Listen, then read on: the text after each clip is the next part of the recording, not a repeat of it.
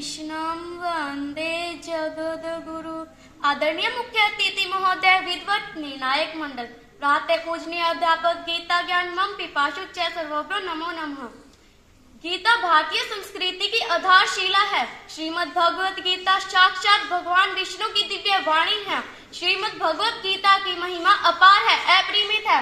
इसकी महिमा को शेष महेश गणेश ही नहीं पहचान पाए तो हम मनुष्य की तो बात ही क्या है। श्रीमद् भगवत गीता हिंदू धर्म की सबसे पवित्र ग्रंथ है। इसमें 18 अध्याय एवं 700 श्लोक है। गीता जयंती अर्थात गीता महोत्सव को प्रतिवर्ष हिंदू पंचांग की शुक्ल पक्ष की एकादशी भी कहते हैं। इस एकादशी को मोक्षदा एकादशी भी कहते हैं। आज ही के दिन जब कौरव तथा पांडव एक दूसरे के समक्ष युद्ध के मैदान में खड़े थे, तब अपने ही स्वजनों को देखकर अर्जुन विचलित हो गए। तब भगवान श्री कृष्ण ने अर्जुन को गीता का ज्ञान दिया। कहते हैं कि जो व्यक्ति गीता का अध्ययन सहृदय से कर लेता है, उसके सभी नेत्र खुल जाते हैं, उसका जीवन आसान हो जाता है तथा गीता को अपने व्यक्तित्व में लाने से अपने व्यक्तित्व को निखारा जा सकता है और एक अच्छा मनुष्य बनकर जीवन जिया जा सकता है। हमारे ऋषि मुनियों एवं विद्वानों की शिक्षा हमारी संस्कृति को अतीत से लेकर वर्तमान तक लाती है। वेद, पुराण, रामायण, महाभारत, गीता आदि हमारी भारतीय संस्कृति के आधार हैं, जिसमें से गीता को प्रथम स्थान दिया गया है। इसकी रचना मुनि वेद व्यास जी ने की थी।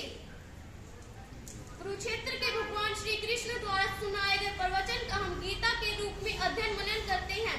गीता हमें हमारे कर्मों को लेकर जागृत करती है। गीता के अनुसार हमें हमारे कर्मों पर ध्यान देना चाहिए, न कि हमें मिलने वाली असफलता या उपलब्धि पर। मानव का धर्म है कि हमेशा सत्कर्म करे, प्राणी मात्र के प्रति दया भाव रखे। कर्मण्येवाधिकारस्ते मा फलेषु कदाचन मा कर्म फल हेतुर्भुः मा ते संगोष्ठ कर्मणि। कि जो सभी जीवों में आत्मा है वह अमर है, अजर है।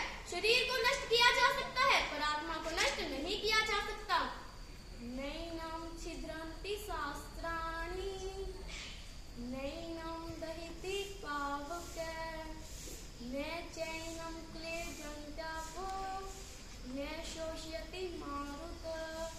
आत्मा को आग से जलाया नहीं जा सकता, पानी से उसे गलाया नहीं जा सकता, हवा उसे सुखा नहीं सकती तथा अस्त्र शस्त्र से काट नहीं सकते। आत्मा के विषय में इतना सुनकर अर्जुन ने भगवान श्री कृष्ण से कहा, अगर इसे हवा से सुखाया नहीं जा सकता, अस्त्र शस्त्र से काटा नहीं जा सकता, तो ये जाति कहाँ है, इसका क्या स्वरूप है? हे प्रियो, मुझे बताइए। तब भगवान श्री कृष्ण ने कहा, जिस प्रकार मनुष्य पुराने वस्त्र को त्याग कर नए वस्त्र ग्रहण करता है, उसी प्रकार आत्मा पुराने जड़ शरीर को त्याग कर नया शरीर ग्रहण करती है। इसी प्रकार मोक्ष प्राप्ति का चक्कर चलता रहता है। कर्म का महत्व। गीता में कर्म का बहुत अधिक महत्व है। भगवान श्री कृष्ण ने अर्जुन को कर्म करने की प्रेरणा दी और कर्म योग्य कर्तव्यों का पालन करने की सलाह दी और यह भी कहा कि कर्म योग्य के कर्तव्यों का पालन करना चाहिए और फल पर आसक्त नहीं रहना चाहिए। यदा यदा हि धर्मस्य ग्लानिर्भवति भारत अभ्युत्थानं धर्मस्य तदात्मानं सृजाम्यहम्। जब जब पृथ्वी पर धर्म की हानि होती है, तब तब भगवान इस पृथ्वी पर जन्म लेता है। जो हुआ अच्छा हुआ, जो हो रहा है वह भी अच्छा हो रहा है, जो होगा वह भी अच्छा होगा। तुम्हारा क्या गया जो तुम रोते हो? तुम क्या लाए थे जो तुमने खो दिया? जो लिया यहीं से लिया, जो दिया यहीं पे दिया।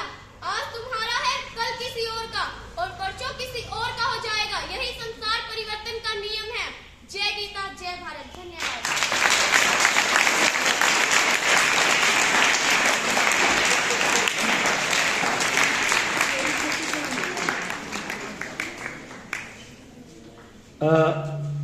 मुकेश सर, थोड़ा सा इनको एक बार गाइड कर दीजिएगा।